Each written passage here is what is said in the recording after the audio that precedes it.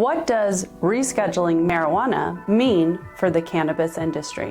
My name is Amanda Connor, and I'm a partner at the law firm of Connor & Connor, and I've been practicing in the area of cannabis law for over a decade. Currently, cannabis or marijuana is a Schedule I drug on the Controlled Substances Act.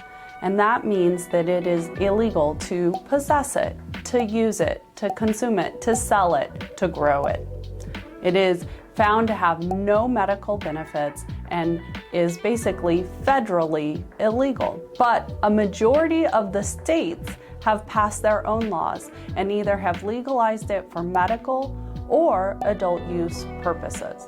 President Biden asked Health and Human Services and the Attorney General to review from a scientific basis the rescheduling of marijuana, and more recently, the DEA has looked at and proposed a rule rescheduling from Schedule I to Schedule III. Schedule III have a moderate to low potential for abuse or dependence and have some accepted medical use or treatments in the United States. Thus, the proposal would be to move it down but keep it a controlled substance. There was an open public comment on this proposed rule from May to July of 2024, and the rulemaking process is ongoing. But the real question is, what is the effect of rescheduling? How will it help, or will it help, the cannabis industry that has developed all across the United States since states have started legalizing cannabis for medical and adult use purposes? There's some debate on how rescheduling will help and if it will make a significant impact on the cannabis industry or if it will really not change things much at all.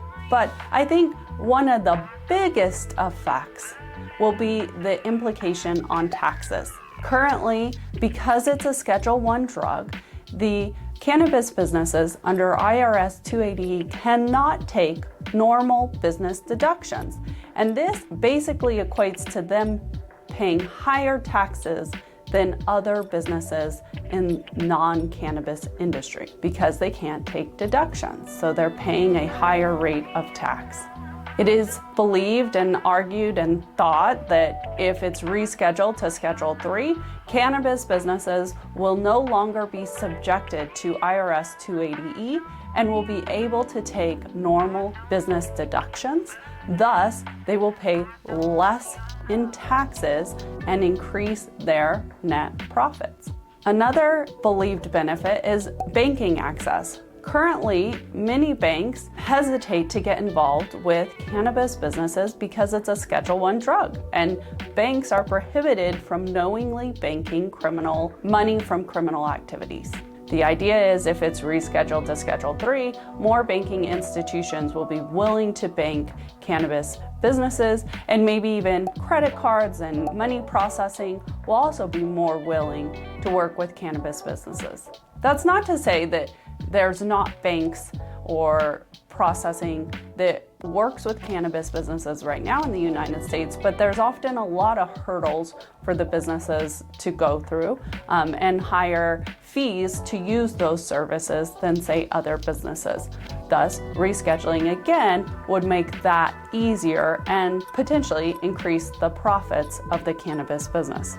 Another benefit of rescheduling from Schedule I to Schedule III is research.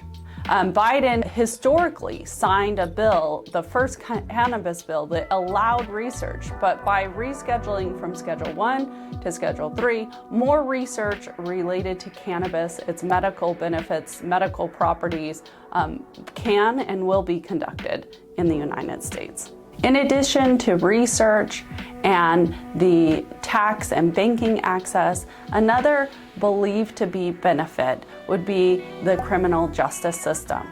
The changes would be that it would be more acceptable because it's a Schedule III drug, thus the criminal penalties under federal law arguably would be reduced. It wouldn't change state criminal law, which is where a lot of people that are facing charges related to marijuana are charged under, but it would affect the federal law and anybody who is, faced with federal charges related to possession, sale, that type of thing. Arguably, rescheduling would have an impact. It would also show greater acceptance of the product, and thus, much like states who are legalizing either for medical or adult use or decriminalizing, and some are taking and expunging records for cannabis possessions and sales. Similarly, that the rescheduling would show an acceptance at the federal level of medical benefits, and thus would just arguably have an impact on enforcement of certain laws, prosecution, and length of sentences and penalties. However, there are many things reclassification just simply won't address. First, I think most people agree that by rescheduling from Schedule 1 to Schedule 3, it will not really impact the systems each state has set up for medical or adult use. Rescheduling at the federal level shows some sort of acceptance of the medical benefits and acceptance of the cannabis industry, but does not change the programs the states have set up. Arguably, it will not impact bankruptcy options for cannabis businesses.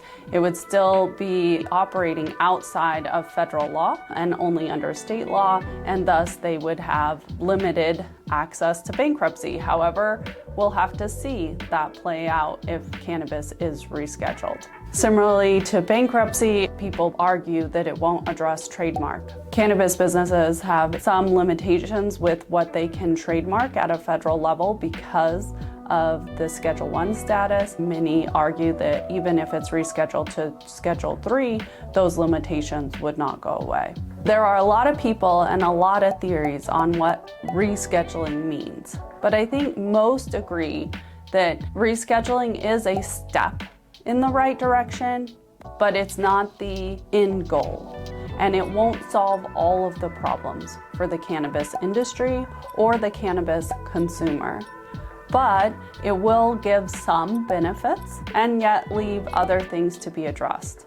We will have to see if the rulemaking goes forward and it does actually get rescheduled, how it plays out. And that probably will take several years to really see how rescheduling impacts the cannabis industry.